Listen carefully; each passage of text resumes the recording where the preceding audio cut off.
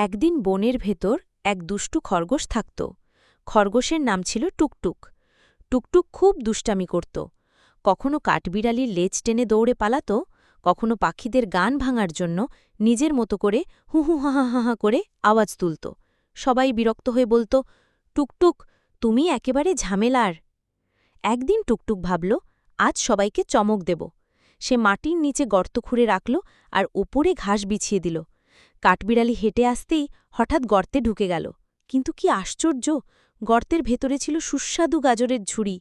টুকটুক হেসে বলল, সারপ্রাইজ! কাঠবিড়ালি খুশি হয়ে বলল, আরে, দুষ্টুমির ভেতরেও মজা আছে। পাখিরা বলল, তাহলে আজ গান গাই? টুকটুক তালি দেবে। টুকটুক তালি দিতে দিতে আবার হুহু হাহা হাহা করল। এবার আর বিরক্ত লাগল না, বরং সবার গান আরও মজার হয়ে গেল। সেদিন থেকে টুকটুক শিখল, দুষ্টুমি যদি মিষ্টি হয়, সবাই হাসিমুখে মেনে নেয়।